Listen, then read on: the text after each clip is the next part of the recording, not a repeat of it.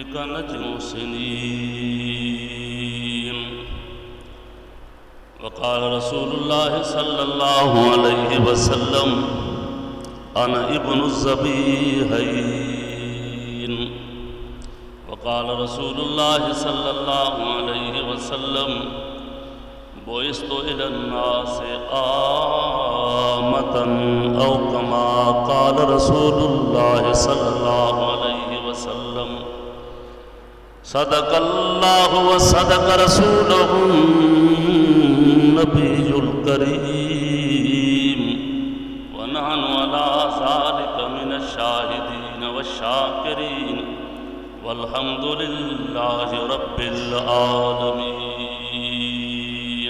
درود شریف. اللهم صل على سيدنا ومولانا محمد وعلى آل محمد كما صليت على إبراهيم وعلى آل إبراهيم إنك حميد مجيد. اللهم بارك على محمد وعلى آل محمد كما باركت على إبراهيم وعلى آل إبراهيم إنك حميد مجيد.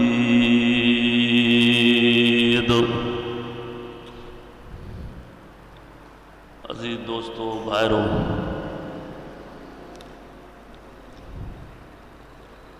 اللہ پاک جی مقدس کتاب قرآن کریم ماں چند آیتوں تلاوت کیوں تھا. اللہ پاک کھاں دعا ہے اللہ پاک صحیح مقصد مطلب بیان کرن دی توفیق عطا فرمائے. بابرکت ڈینہں ہا، عید الاضحیٰ جو ڈینہں ہا، جمعۃ المبارک جو ڈینہں ہا. فرمائے رسول اللہ صلی اللہ علیہ وسلم فرمائیوں سید الایام یوم الجمعہ، سارے ڈینہں جو سردار جمعے جو ڈینہں ہا. جمعے جے رات جی بھی وڈی فضیلت آ، جمعے جے ڈینہں جی بھی وڈی فضیلت آ. ایک حدیث پاک میں یہ بھی آیا ہے جہیں مسلمان کے جمعے جے ڈینہں موت اچے یا جمعے جی رات موت اچے، اللہ تعالیٰ انہی مسلمان کے قبر جے عذاب کو محفوظ رکھندو. انہیں دے قبر جو عذاب نہ ہے. مانا ایڈی وڈی فضیلت وارو ڈینہں ہا. دعا ہے کہ اللہ تعالیٰ تمہیں اساں جی انہی وڈی فضیلت وارے ڈینہں جے اندر بخشش فرمائے، مغفرت فرمائے. پروردگار عالم کئی اسباب پیدا فرمایا ہیں پانچے بانن کے بخشن جا. اللہ جی رحمت کہ بزرگ چیوات اللہ جی رحمت پیسہ نہ گھرن دیا، رب جی رحمت بہانو ضرور بولی دیا. تو بہانو پڑھیں جہیں بہانے جے کرے ماں اللہ پانچے بانے کے معاف کریں. بہانو ضرور آئے. انسان بہانو تلاش کرے، اسباب کے گولھے تو پو ضرور اللہ پاک دی رضا بانے کے نصیب تھی بھونڈیا. حتیٰ کہ اترے قدر بھی حدیث پاک میں اچے تھو نبی پاک صلی اللہ علیہ وسلم فرمایو جڑے قیامت کے میدان میں فیصلہ تھیندا اللہ تعالیٰ نیک صالح بانن کے جڑے بخشیندو ور ایکڑا ایڑا مسلمان بھی ہوندا جے ہوندا تو مسلمان پر گناہن جے کرے جہنم میں ویندا ہوندا مسلمان. اللہ پاک پانچے قدرت والے ہتھ سان انہی جہنم منجھاں حدیث پاک میں جے تو ہی بک بھریندو. انہی بک جے اندر اللہ جی قدرت جو بک جی رب جو نالو وڈو، رب جو شان وڈو، انہی جی قدرت جو بک بھی تو وڈو ہے. نبی سے ایک مثال لی ہے بک جی. انہی میں जेके माण्हू जहन्नम खां ॿाहिरि निकिरंदा उहे कुदरत वारे हथ सां जेके रब साईं पंहिंजे फज़ल सां पंहिंजी बाज सां महिरबानी सां उनजो को अमल न हूंदो, बाक़ी महिरबानी ऐं बाज ऐं फज़ल सां रब साईं उन्हनि खे जहन्नम खां ॿाहिरि कढंदो। नबी साईं फरमायो उन जी तादाद 70,000 हूंदी जेके जहन्नम खां निकिरंदा, ऐं वरी हिक हिक जे पेर में 70,000 माण्हू ॿिया चिंबड़ियल हूंदा। हाणे तव्हां हिसाब लॻायो त केतिरा माण्हू हिन उम्मत जा अलाह ताला पंहिंजे फज़ल सां बि जहन्नम खां आज़ादु करे छॾींदा। अल्लाह जो फज़ल, रब जी रहमत, रब जी महिरबानी वॾी शइ आहे। अल्लाह पाक जेकॾहिं रहमत नाज़िल फरमाए त कोई रोके नथो सघे, जेकॾहिं हू रोके त वरी कोई रहमत नथो करे सघे। इहो हिकिड़ो उनजो अटल फ़ैसिलो आहे, हिकिड़ो कानून आहे, हिकु अल्लाह पाक जी कुदरत जो फ़ैसिलो थियल आहे। परवरदिगार आलम फरमाए थो क़ुरान करीम में, ऐं मुंहिंजा पैगंबर मुहम्मद रसूलुल्लाह सल्लल्लाहु अलैहि वसल्लम फरमाई जेकॾहिं मां अल्लाह पाक रहमत नाज़िल कयां फला मुमसिक लहा, उन रहमत खे कोई रोकण वारो कोन्हे। जेकॾहिं वमा युमसिक मां रोकां फला मुरसिल लहू, पोइ उन खे वरी कोई ॾियण वारो कोन्हे, कोई उन खे खोलण वारो कोन्हे। माना रहमत मां अल्लाह जे कब्ज़े में आहे। जॾहिं बाने जे अंदरि थोरी तड़प ऐं थोरो तवजो ॾिसंदो आहियां त मां अल्लाह पाक बि पंहिंजे रहमत जा दर खोले छॾींदो। रब ॾिसंदो आहे त बाने जे दिलि जे अंदरि मां अल्लाह जी तड़प केतिरी आहे, सोच केतिरी आहे, ख़्याल केतिरो अथसि, पोइ अल्लाह पाक बि ज़रूरु रहमत नाज़िल फरमाईंदो आहे। शाल अल्लाह साईं तव्हां असांखे इहा सोच बि नसीब फरमाए, इहा सोच बि भाॻनि वारे खे। हिकिड़ो आहे गुनाह करणु, गुनाह करे थो माण्हू, गुनाह थी वियोसि, पोइ वरी मञे थो, चवे थो त मां गुनाहगार आहियां, गुनाह थी वियो मां गुनाहगार आहियां, इहो बि गुनाहगार आहे। पर ॿियो अहिड़ो माण्हू आहे जेको गुनाह करे थो पर हुन ते पछताओ कोन अथसि, कॾहिं बि दिलि में सोच न कयईं त यार मां एॾो गुनाह कयां थो, सोचे नथो, पछताओ न अथसि, इहो वधीक गुनाहगार आहे, इहो ज़िद्दी आहे। गुनाह बि करे थो वरी पछता बि कोन थो करे, अरमान बि नथो करे, ऐं जेके गुनाह कनि था, गुनाह थी विया आहिनि, वरी उन्हनि पछता कयो आहे, अरमान कयो आहे। अल्लाह ताला अहिड़नि माण्हुनि खे ज़रूरु तौबा जी तौफ़ीक़ ॾींदो, इन जे लाइ ज़रूरु दरवाज़ा खोलींदो, कंहिं न कंहिं बहाने ज़रूरु बख़्शींदो, कंहिं न कंहिं बहाने। हता कि हदीस पाक में ईअं बि आयो त नबी पाक सल्लल्लाहु अलैहि वसल्लम फरमायो, हिकिड़ा अहिड़ा माण्हू बि हूंदा जंहिंखे अल्लाह पाक हिकिड़े अमल जे सदको बख़्शींदो, मामूली अमल आहे। साहब अर्ज़ कयोसीं उहो कहिड़ो अमल? पाण फरमायूं रस्ते ते वञनि पिया, रस्ते ते कंडो पियो हो, ॾिठूं त कंडो पियो आहे, दिलि में इहो ख़्यालु आहे त मथां को नाबीन हितां गुज़रे, यार उनखे कंडो लॻी पवे, इन करे निवड़ी करे उहो कंडो परे कयूं। अल्लाह ताला इन अमल जे सदके बि उन्हनि जा गुनाह माफ़ करे क़यामत में मैदान में जन्नत जो फ़ैसिलो कयो। रब जी रहमत वसी आहे, तमामु उनजी रहमत कोशादी आहे। इन करे अल्लाह पाक फरमाए थो क़ुरान शरीफ़ में, वरहमती वसिअत कुल्ल शैइन, वसिअत कुल्ल शैइन, चवे थो जहान में जेको जे तव्हांखे ॾिसण में अचे थो, इन समूरे जहान ते मथों मथों मां अल्लाह जी रहमत, सारे जहान जे मथों। वरहमती वसिअत कुल्ल शैइन, मां अल्लाह जी रहमत तमामु कोशादी आहे, हर शइ जे मथों मां ख़ुदा जी रहमत आहे, हर शइ जे मथों, इंसाननि ते, पखी परिंदनि ते, जिन्ननि ते।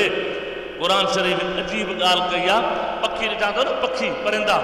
पहिरो हुजे, कबूतर हुजे, झिरकी हुजे, कॾहिं कॾहिं उॾामंदा आहिनि, पोइ कॾहिं कॾहिं पंहिंजा पर हिलाईंदा आहिनि, उॾंदा ई वेंदा, पर बि हिलाईंदा वेंदा, कॾहिं कॾहिं इहे वरी पर बंदि करे बसि सिधा करे बीहंदा आहिनि, उॾाम में हूंदा आहिनि पर किरंदा न आहिनि। अल्लाह से फरमाए थो जॾहिं पंहिंजा पर बंदि कंदा आहिनि वरी बि न किरंदा आहिनि, इन्हनि खे का शइ न रोके सघंदी आहे, पर उन वक़्त में इन्हनि जे मथां बि मां रब जी रहमत हूंदी आहे, इन करे ज़मीन ते न किरंदा आहिनि। अवलम यरौ इला तैर फौक़हुम साफ़ातिन व यक़बिदन मा युमसिकुहुन इल्ला अर्रहमान। اللہ پاک فرما تو قرآن پاک میں فرمائے مجھا پیارا پیغمبر محمد الرسول اللہ صلی اللہ علیہ وسلم انہن مانن کے سمجھا تو پکھن دے نظر کہو تو کیے یہ پکھی پرندہ اڑام تھا کن کرے پر ہلائن تھا کرے پانجے پرن کے روکن تھا اللہ پاک فرما تو ما یمسکہن الا الرحمن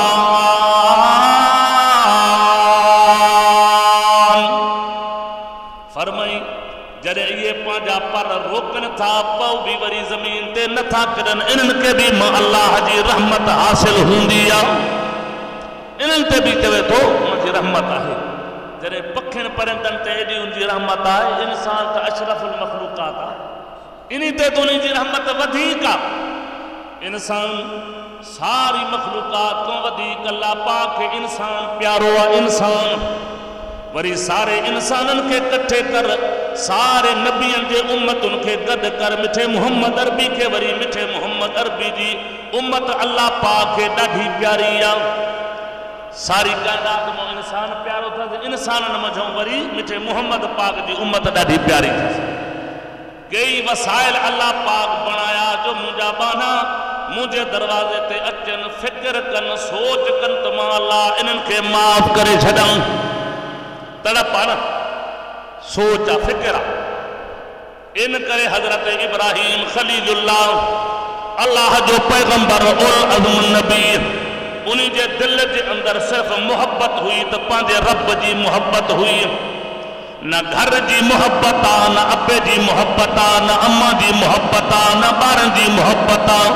حضرت ابراہیم خلیل اللہ جے دل میں محبت آئے تو صرف اللہ پاک جی محبت ان کرے اللہ پاک فرما تو قرآن پاک میں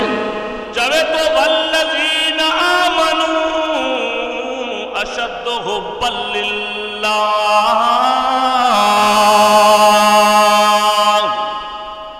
فرمائی جہیں بھی صحیح نمونے سا ایمان آندو انہی جی سچی محبت ہوندی تو پانجے رب سا ہوندی اللہ سا بدھیک پیار ہوندو انہن مانہن جو او جن جو ایمان کامل ہوندو ان کرے اللہ پاک فرما تو قرآن پاک میں او مجھا پیغمبر محمد الرسول اللہ صلی اللہ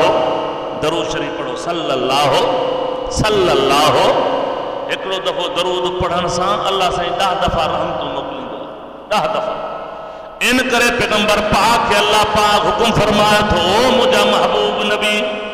ابراہیم پیغمبر العظم نبی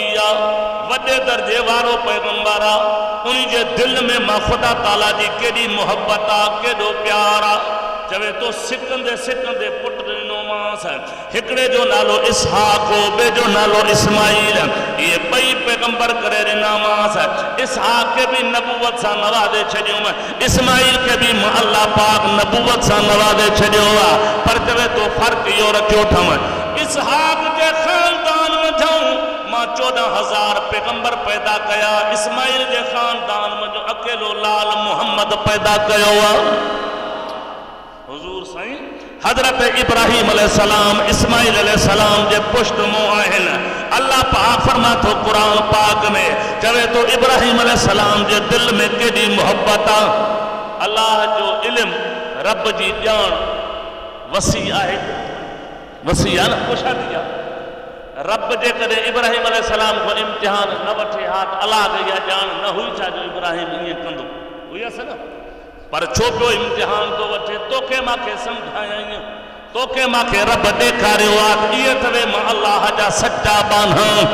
او جے کے پٹر جی قربانی کرن جلائے بھی منا جے میدان میں پہنچیا چوے تو فلما بلغ ماہ السعی قال یا بنی انی ارا فی المنام انی اذبحک فانظر ماذا ترى قال يا ابت افعل ما تؤمر ستجدني ان شاء الله من الصابرين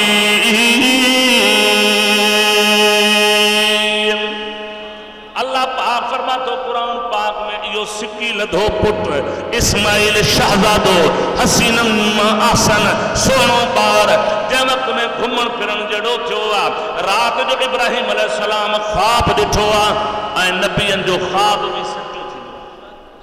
चओ नबियनि जो ख़्वाब,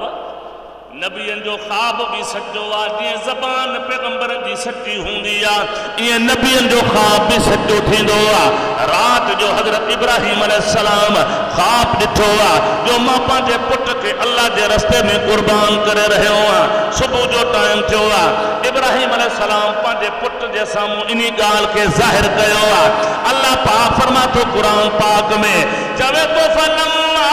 बलग माहु साया क़ाल या बुनैया इन्नी अरा फिल मनामी। निंड में ॾिठो अथमि, छा में निंड में ॾिठो अथमि, अन्नी अज़बहुका, मां तोखे रब जे रस्ते में ज़िबे करे रहियो आहियां। फंज़ुर माज़ा तरा, पोइ भला ॿुधा तुंहिंजी छा मर्ज़ी आहे, तुंहिंजो रायो कहिड़ो आहे, तुंहिंजी सलाह कहिड़ी आहे। मां राति निंड में ॾिठो आहे जो तोखे रब जे रस्ते में ज़िबे करे रहियो आहियां। इन करे त ख़ुदा जे बंदे चयो आहे, चवे तो पिदर बोला पिसर से आज मैंने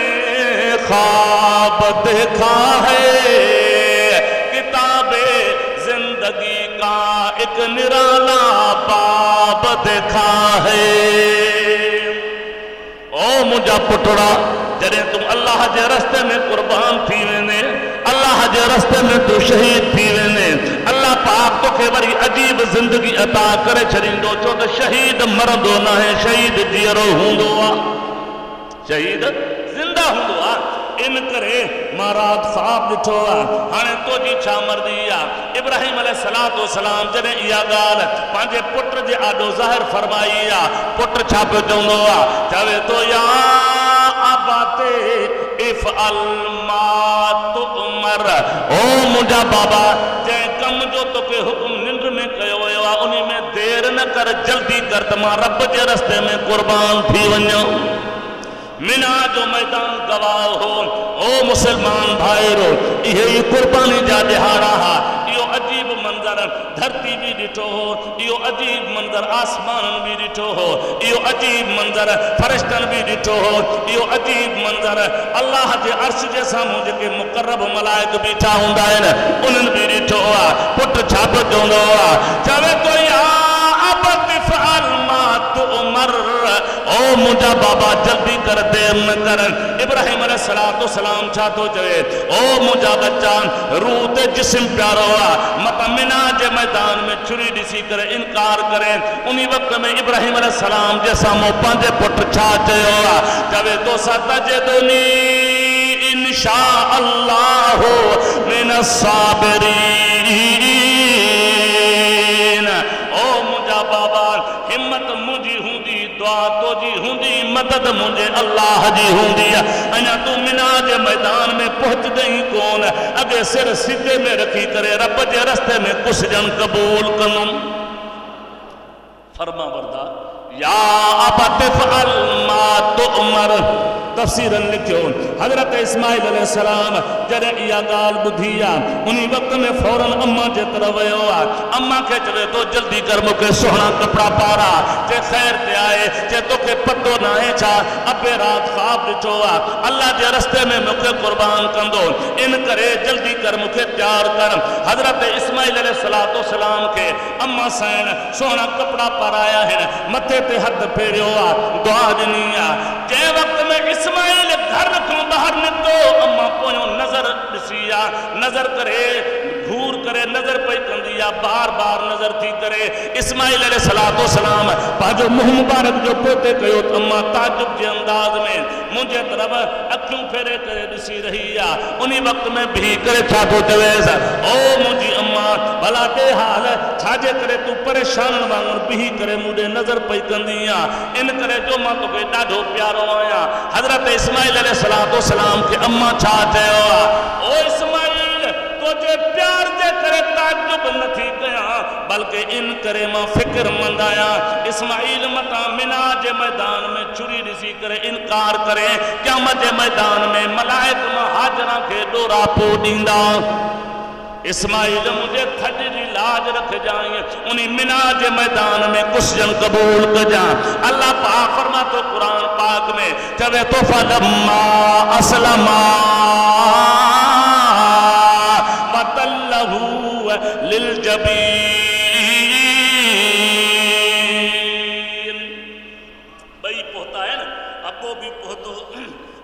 जे मैदान में, पुट भी मिना जे मैदान में पहुतो। अल्लाह पाक फरमा तो फलम्मा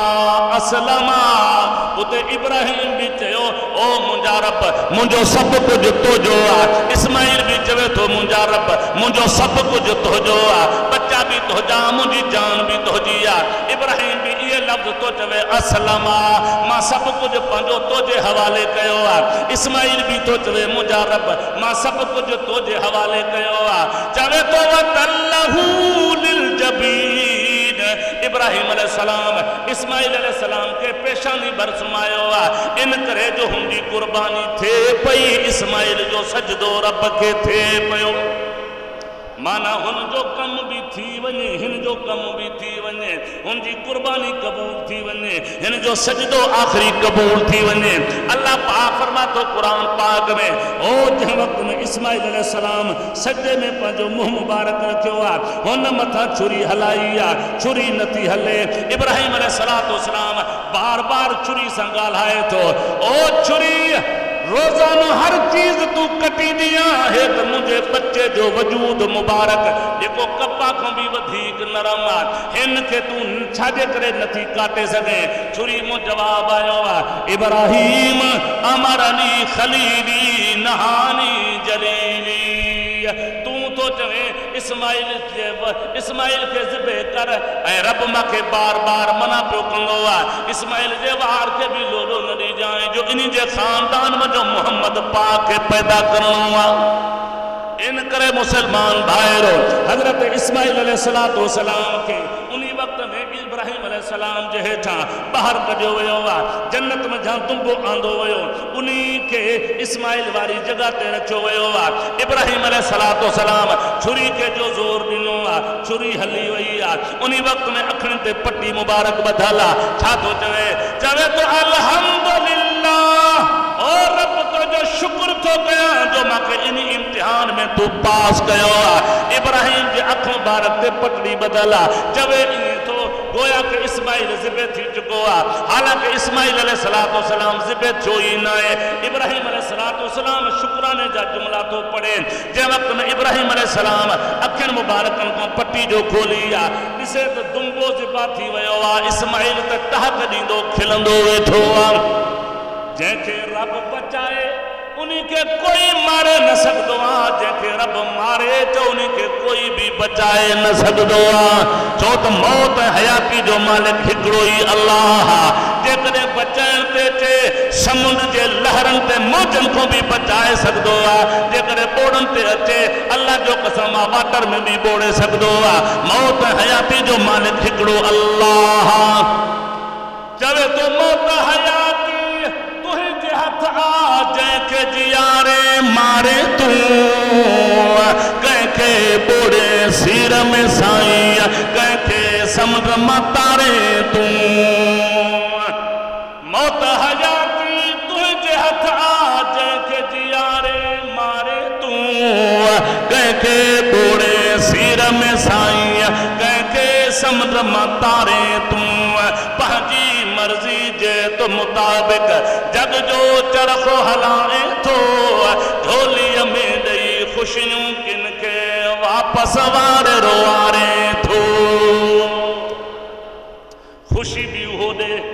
खिलाए भी हो, रुआए भी हो, अज़हका व अबका। चवे तो खिलाईंदो भी आहियां, रुआईंदो भी आहियां, रिज़्क भी अता कंदो आहियां, कॾहिं कॾहिं बुख भी ॾींदो आहियां। सभु शइ जे मथां कुदरत मां अल्लाह जी आहे। अला कुल शइ क़दीर मां आहियां। जंहिं वक्त में इब्राहिम अलैहिस्सलाम ॾिठो आहे इस्माइल खिलंदो वेठो आहे, उन्हीं वक्त में इब्राहिम अलैहिस्सलाम छा थो चवे? ओ इस्माइल हे छा कई? जीअं हिन लफ़्ज़ ॿोलिया मथों रब क़ुरान करीम में फरमाए थो। इब्राहिम अलैहिस्सलाम के सां सॾु कयोसीं, या इब्राहिम क़द सद्दक़त रुया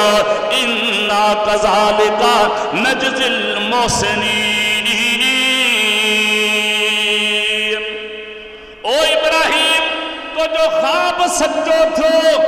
तोखे इहो ॾेखारियोसीं निंड में त मां ज़िबे करे रहियो, तू ज़िबे करे ॾेखारियो, तू करे ॾेखारियो। हाणे चवे तो मां रब ऐलान थो कयां, सलामुन अला इब्राहिम। ओ इब्राहिम तोखे السلام ہوجے تو قربانی کرے ॾेखारी या पुट जी قربانی मां ऐलान थो कयां ओ इब्राहिम पैगंबर قد صدقت الرؤيا انا كذلك نجزي المحسنين تو جو خواب بھی سچو آ اسماعیل کے کچھ نہ چو جائیں اسماعیل کے ماں اللہ پان بچایو آ ابراہیم علیہ السلام کے پروردگار عالم محفوظ فرمایو ابراہیم علیہ السلام جے نام اعمال میں پٹر جے ذبح کرن جی قربانی لکھ جی وئی انہی جو بھی کم تھی ویو اے اللہ پاک ابراہیم علیہ السلام جے معصوم پٹر کے بھی محفوظ فرمایو ہانے رب تبارک و تعالی جے کرے ایڑے قسم دی قربانی ایڑے قسم جا خواب ابراہیم علیہ السلام کے نہ دیکھارے ہا رب کے تو وہی پتو ہو ابراہیم کے خواب دیکھارے دو ہانے ابراہیم تک کرے بھی دیکھارے دو جے کرے نہ کرائے ساتھرے بھی رب کے جان ہی تو ابراہیم ہر امتحان میں پاس تھی دو پر رب ان کرے کرائے جو اللہ پاک تو اساں کے سمجھائے تو یہ توے مجھا پیارا نبی جن کے پانچے پٹن ساں بھی اترو پیار کون ہے جترو ماں اللہ ساں پیارا ان کرے مسلمانوں اے انہی قربانی جو ثواب کے دعا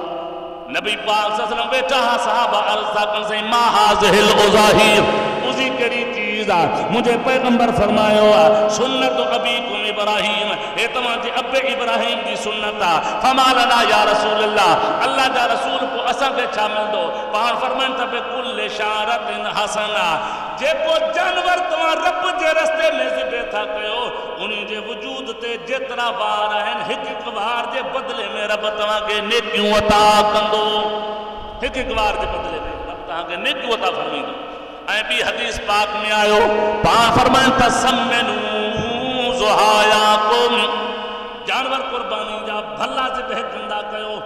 مضبوط جانور ذبح کندہ کہو چھو فَإِنَّهَا مَتَايَاكُمْ عَلَى الصِّرَاطِ یہ قربانی وارا جانور اللہ پاک نے کہ قیامت کے میدان میں سواری جی شکل دی دو او جڑے تمہاں پلس رات دے وینداوے یہ جانور تاں جے سامو ایندا تمہاں جے متھم چڑھی کرے پلس رات پار کنداوے سمنو زہایاکم فَإِنَّهَا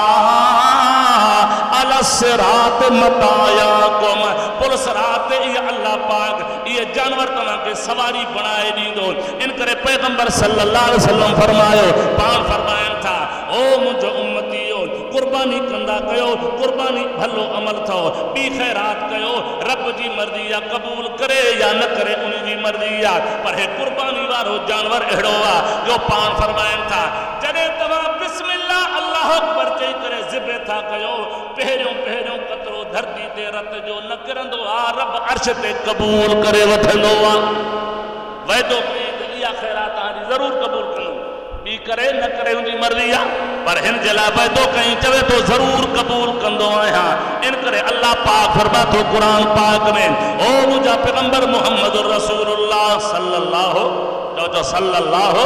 علیہ وسلم نبیوں جے سردار پان قربانیوں کیوں ہوں ہمیشہ قربانی کندہ ہا آخری وقت میں پیغمبر پاک صلی اللہ علیہ وسلم گھنی قربانی کیا اٹھ ذبح کیا ویا انہی وقت میں پیغمبر فرمایا اللہم تقبل منی